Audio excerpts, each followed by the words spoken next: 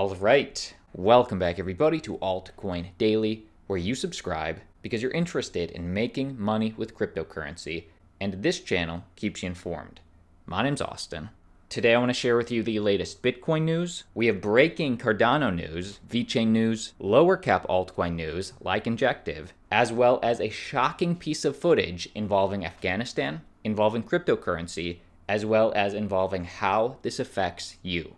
So like always, check the timestamps down below. And let's start with Bitcoin. Breaking as of yesterday, Morgan Stanley has officially announced they own over 1 million shares in Grayscale Bitcoin Trust. So the banking giant owns Bitcoin through the trust, and they made the official disclosures with the SEC. Per the filing with the US Securities and Exchange Commission, we actually now know that over 30 Morgan Stanley funds hold large amounts of GBTC shares.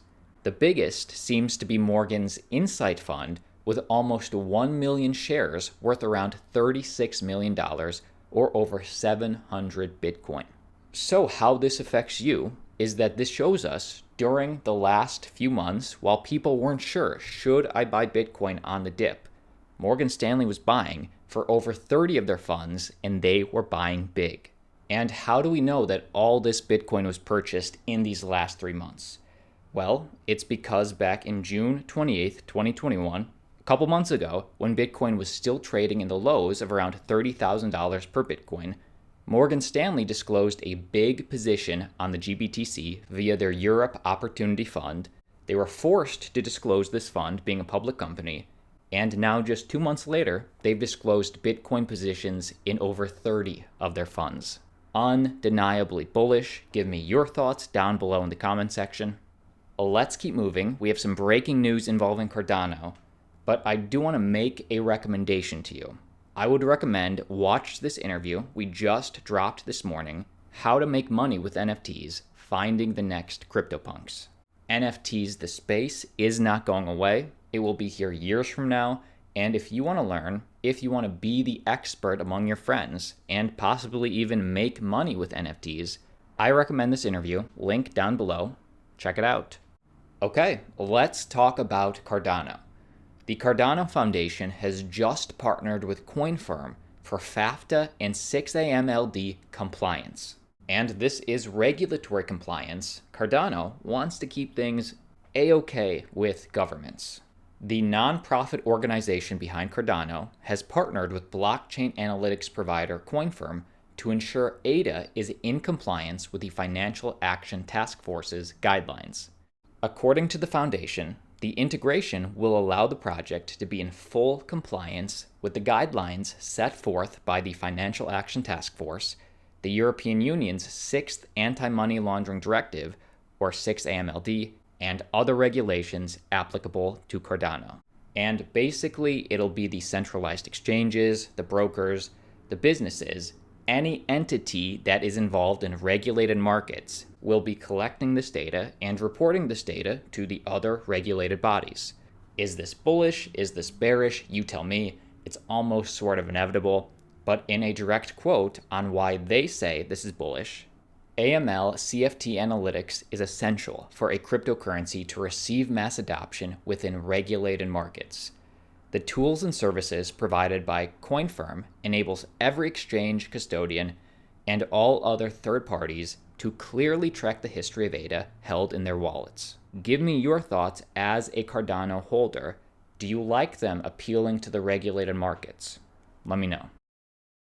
Moving forward, let me play you this shocking piece of footage you should see as a crypto holder. Afghans are turning to the crypto market for stability during the T-Ban takeover. This is a 90-second clip, watch the full thing, of CNBC reporting that while many Afghans don't even have a bank account, some do, many don't, the majority of the population has cell phones, have access to the internet, and with that comes access to cryptocurrency. They're using Bitcoin to save, they are using altcoins to trade and make money, and really pay attention to the latter half of this clip where they go over the stats. Watch this. So the last week has laid bare the worst case scenario for a country that's running on legacy financial rails. You've got a nationwide cash shortage, closed borders, a local currency that's been touching record lows, and not to mention rapidly rising prices of basic goods. And that's why some Afghans I spoke to are turning to cryptocurrencies like Bitcoin, Ethereum, and Litecoin. Some people leaving the country are using their crypto wallets as a way to bring their money with them. Others see crypto as a way to stay put. I spoke with Farhan Hotak, who lives in a rural part of the country, a village called Zabul. And up until this last week, one way that he would make money was by day trading altcoins like Doge. I spoke to another person, Musa Ramin, who says that he can make more money in crypto in a month than in construction in a year. They also say it's a safer store of value than the local Afghani currency. One thing to keep in mind, though, unlike the rest of the crypto sphere, a lot of Afghans dealing in Bitcoin aren't talking about it. But the data shows that widespread adoption of crypto is definitely catching on. Chainalysis put out its annual global crypto adoption index in the last few days, and it gave Afghanistan a rank of 20 out of the 154 countries it evaluated in terms of overall crypto adoption. And when you isolate for its peer-to-peer exchange trade volume, Afghanistan jumps up to 7th place. Last year, Afghanistan's crypto presence was considered so minimal as to entirely exclude it from the 2020 ranking. Now, while the data is promising, major barriers to mass adoption remain. Beyond the fact that there is limited access to the internet and frequent power outages, a vast majority of the country is unbanked, meaning that they don't have access to the global economy from inside of Afghanistan. Okay. Again, shocking stuff, really puts things into perspective. Give me your take down below. And next up, major announcement from Vechain. Vechain launches a blockchain platform to encourage carbon data reporting. So they're announcing a new blockchain initiative designed to help businesses openly track and report their carbon emissions data. So this is not too far off from the type of services and products they already offer.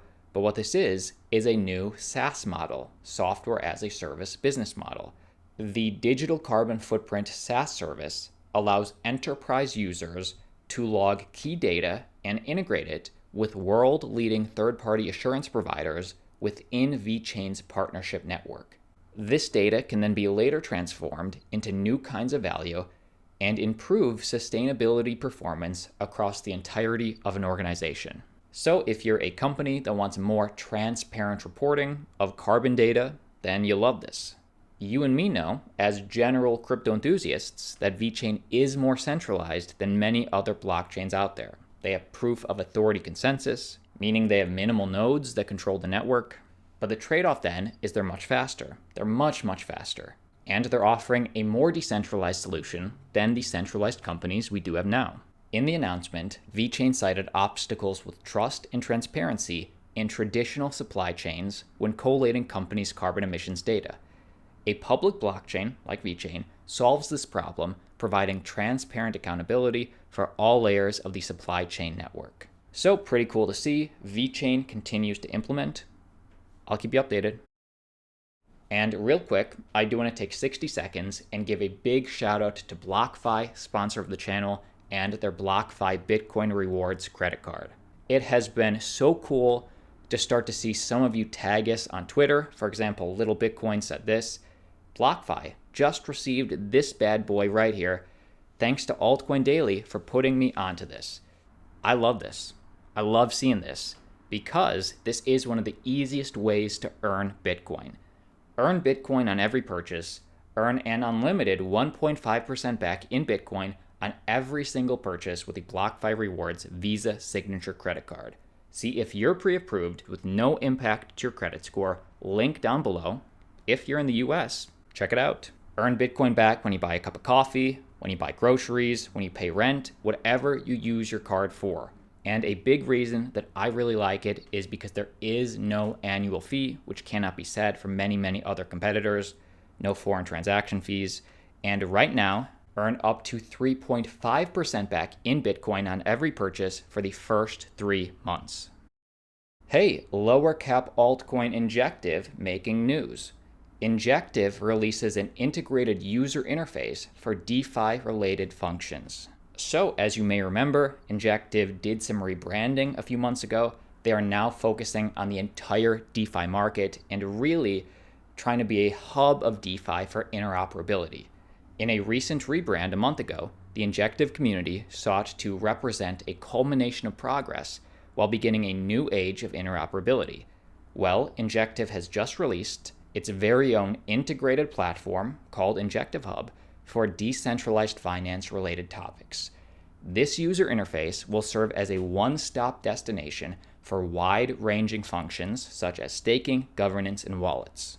Okay, like I said, short and sweet, and to me, while this is just one step out of many, this is a pretty significant step of Injective becoming that interoperability hub for DeFi.